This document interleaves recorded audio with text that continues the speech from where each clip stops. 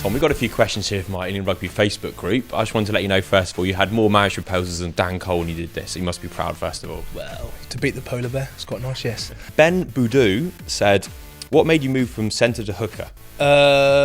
One of the coaches, Heineken Mayer, sort of suggested that I should move, and so I did. I actually, it was quite funny. Sort of it gave me a week to sort of make the decision, and I made the decision within a couple of days, speaking to a few of the boys, and sort of went to Nottingham and cracked on really, and now I'm here.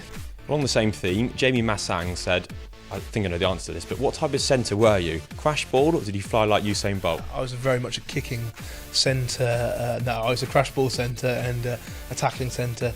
Not a lot of skill to have, you know. I used to throw the ball into the car park a few times off my left hand, so that used to be quite amusing. But yeah, that's, I wasn't. I was just a very much physical centre. That's about it. Gordon Mitchell asked, if you and your brother swap positions for a game, who would do the better job and why? Well, scrum half's easy, isn't it? You just got to pass the ball. So I reckon I could do the better job than he'd probably get. Yeah.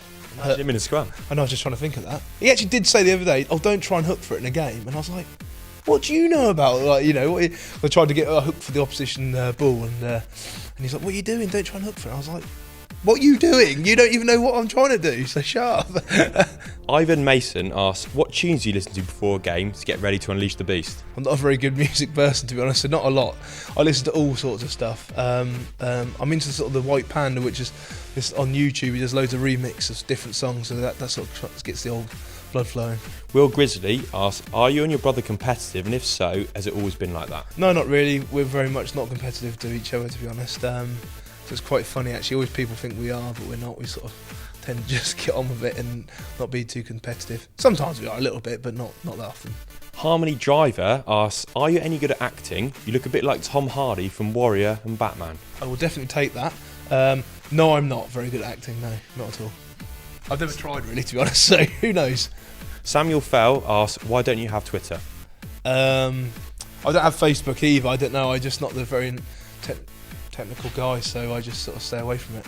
Tom Castleton, you might like this one. What is your favourite tractor and why? To be honest, my favourite one, we had a fallow week a couple of weeks ago, and I went home, and one of my cousins, Bruce, he works for Ben Burgess in Norfolk, and supplied me with a 6190 John Deere with a new direct drive gearbox, which is a fantastic tractor, and I really enjoyed it, so that's probably got to be one of my favourites at the moment. Tristan Hall asks, who got the best present for your mum on Mother's Day, you or Ben? I think I just topped him, because I got her a card and I think he got her a card, but then he sent her a message saying Happy Mother's Day, whereas I rang her, so she was pretty happy with that. Matt Downs asks, how do the atmospheres of Welford Road and Twickenham compare? Both great rugby venues, so yeah, no, that's fantastic. There's a few more people at Twickenham, so probably that would just about raise the bar a little bit. As you say, that Tigers is a great atmosphere as well on the terrace. You get some good cheers off that, so yeah, it's all fantastic. Bex Mags asks, what are your last thoughts before the impact in a scrum?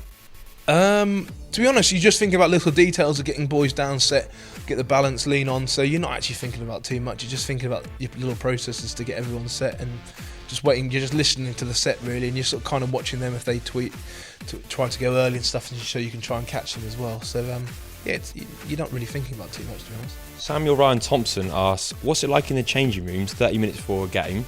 Do you talk to each other, or is everyone prepping themselves in their own little way? To be honest, some guys don't talk very much, but I sit there quite relaxed with me and Coley. Have a chat, look through the programme, see if there's any funny photographs in there of each other or any one of the other boys, or so we tend to do that really. So have a bit of a laugh, and then I go out and throw probably 20 minutes before we warm up or whatever, and then so yeah, that's about it really. Yeah. If the Vunipola brothers face the Youngs brothers at doubles tennis, who would come out on top? Ben Youngs would probably have the speed and get anywhere, but I think we back ourselves on the power. Do you and Ben, do you reckon you could beat the Vunipola brothers in a game of doubles tennis? Don't know, they're quite light-footed really, aren't they? You know, for big people they're very light-footed, but do you think they got the power game on you? Probably, yes. They've probably got the power game. We may have to make them run around a little bit, get Mako's heart rate up a little bit, and so we can't concentrate very well.